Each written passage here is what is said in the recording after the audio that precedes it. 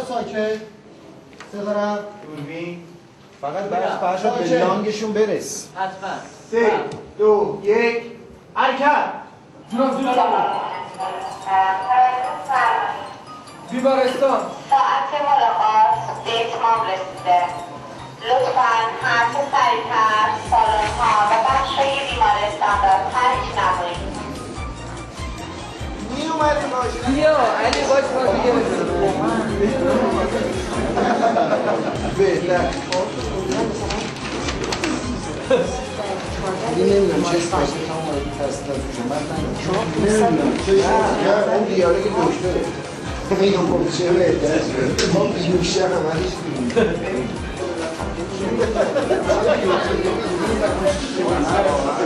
چی؟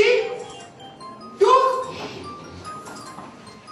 اومدم دوست اومده فلان نیست بابا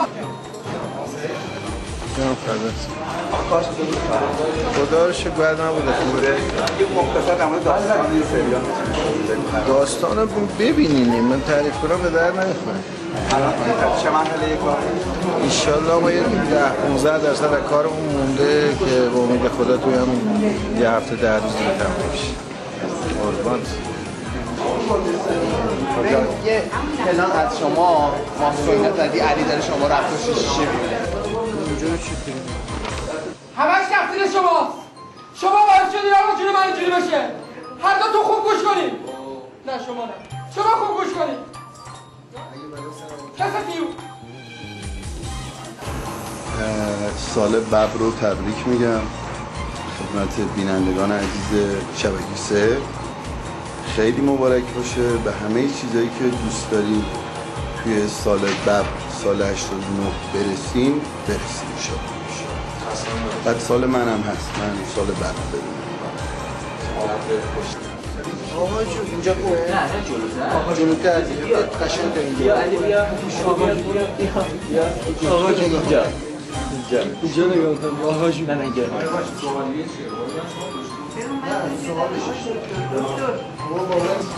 نه اولش میگه فرشاد گرسین میدم کسی برداری پروژه زمان عید نوروز هم به همه بینندگان شبکه 3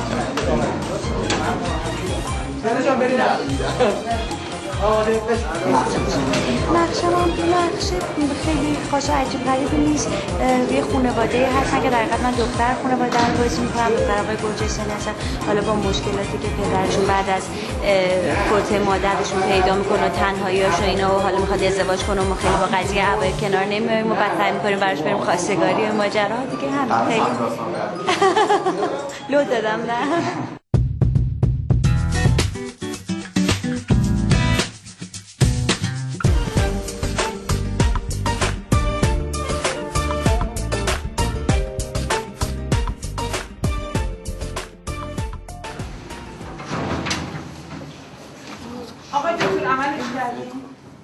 کارت بدین کارت بدین میکروفون رو در مامیشه داریم تو در بعد ارزم بودون بالای شیشم اولش داریم ورود میکروفون داریم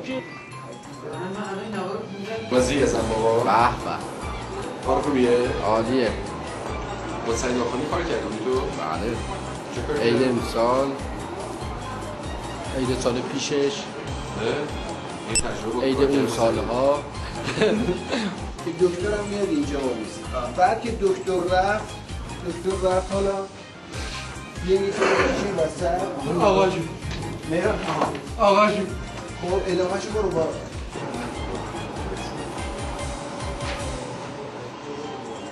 من آرش فرد هستم مجری گریم سریال زنبابا که دو تبریک میگم به هم خوبه؟ عید شما مبارک خوب گوشتون رو واکنید همش تقصیر شما دوتاست شما نگهدار خب چی باشید اینجا؟ من اومدم عید تبریک بگم ای مردم آره خب منم سلام اول شما منم تبریک بگم سالهای خیلی خوبی داشته باشید معمولا تو یه جایی اگه یه سال شد یه جایی یه سال شد بچه ها دست کنید سکوت باشه خب ما یعنی بیهوش شده معلوم نیست یا یه سال دیگه هوش میاد یا 100 سال دیگه. سعید جان ببخشید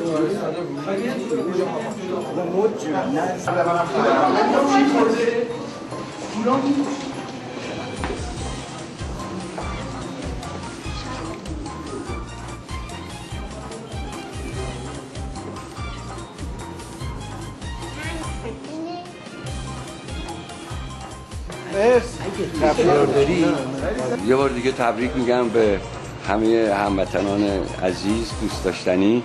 انشالله که همیشه مثل این آقا خوشتیپ باشید و دوست داشتنی باشید.